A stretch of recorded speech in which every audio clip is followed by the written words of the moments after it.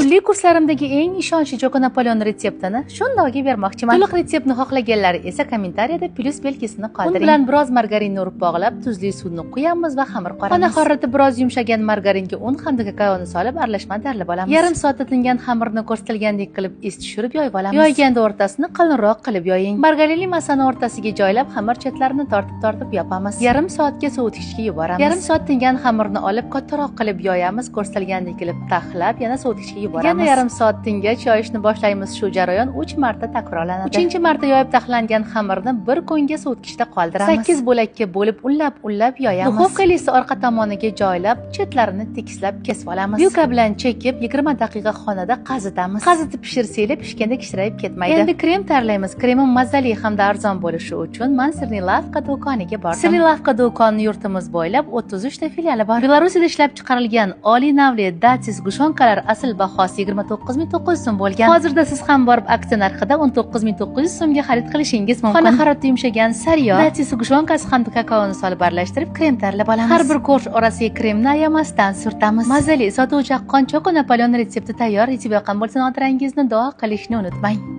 Avvallari blogimda har kuni ertalabdan turli xil nonushtalar retseptini joylab borardim. Shu uchun ham ko'pchilik men nonushtalarimdan eslashadi. Sir, ko'k piyoz, asl barakaning mazali kopchoniy kolbasasi, tuxumni chaqib solib aralashtirib olamiz. Lavashni qirqib nachinkamizdan bir qoshiqdan solib ko'rsatilgandek qilib konver shaklida bo'kib olamiz. Ochilib ketmasligi uchun eng so'nggi tomonini tuxum surtib yopishtirib olamiz. Alohida idishga tuxum chaqib aralashtirib, ikkala tarafini tuxumga belab, o'rtacha qizib turgan tovada qovurishni boshlaymiz. Ichiga solingan tuxum hisobiga yostiqchalarimiz ishib chiqadi. Eng mazali, to'yimli, katta-yu kichikka birdek yoqadigan mazali nonushta retsepti tayyor. Retsept yoqqan bo'lsa, xotirangizni duo qilishni unutmang.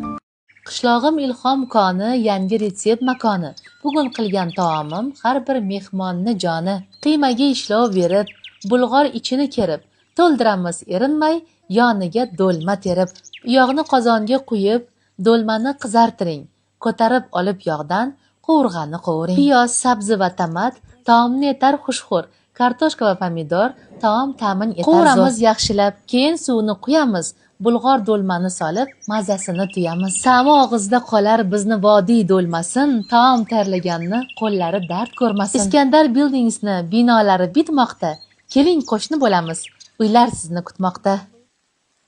Bunday mazali taom uchun har doimgidan ham ko'proq duo olsam kerak-ku. Tuxumni chaqib, o'simlik yog'i, tuz solib yaxshilab aralashtirib, quymoqlarni pishirib olamiz. Idishga qiyma, ma'da to'g'ralgan piyoz, qirg'ichdan o'tkazilgan kartoshka, murch, tuz, chesnok solib yaxshilab aralashtirib olamiz. Tayyor bo'lgan qiymamizni xuddi videoda ko'rsatilgandek qilib qo'limiz bilan shakl berib, quymoqlarimizga o'rab olamiz. Taomimiz yanada mazali bo'lishi uchun bittasini o'zini, qolganini labnet va rojniy sirdan surib o'rab chiqdim. Xohishga ko'ra smetana, mayonez, ketchup solib o'rasanglar ham bo'ladi. Menda 400 gramm qiymadan 13 ta quymoqli kotlet chiqdi. Ustiga sariyog' bo'laklaridan joylab pechimizga pishirish uchun yuboramiz. Agar yonda garniri bo'lsa, bittasiga bitta odam to'yishi aniq. Men guruchni pishirib, mayda qilib to'g'ralgan svetofor bolgarskiylar bilan bezak berdim. To'liq retseptni video tagida yozib qoldiraman. Retsept tayyor.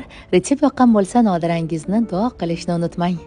Bu shirinlik hammada ham pishganda bezalari ko'tarilib turmaydi. Sababi esa bezi ko'tarilib chiqishi uchun uchala qavatni ham oxirigacha kesib, keyin pishirish uchun yuborish kerak. Alloh fazli bilan mana shu darajaga yetishimda sababchi bo'lgan inson onamni bugun tug'ilgan kunlari 72 ga kirdilar. Onajonim hayotlari davomida ko'plab sinovli kunlarga ro'para keldilar. 5 yoshga to'lganlarida onalaridan ayrildilar, 19 yoshlarida esa otalaridan. O'sha paytda onam 2-kurs talabasi bo'lganlar. O'qishni tamomladilar va dadamga turmushga chiqdilar. Turmushlari davomida 6 farzandli bo'ldilar. 5 qiz, 1 o'g'il. Kutilmaganda turmush o'rtog'i dadamdan ham erta ayrildilar. Otamdan keyin qolgan biz farzandlarni komil inson bo'lib yetishimiz uchun qo'ldan kelgan barcha ishlarni qildilar. O'qituvchi, tikuvchi, sotuvchi, xullas bizni hech kimdan kam qilmasdan o'stirishga harakat qildilar. Har bir farzandiga hunar bilan birgalikda oliy ma'lumotli diplom olib ustoz bo'lishiga sababchi bo'ldilar. Bugun Nodirangizni emas, onajonimni duo qilishingizni so'ragan bo'lardim.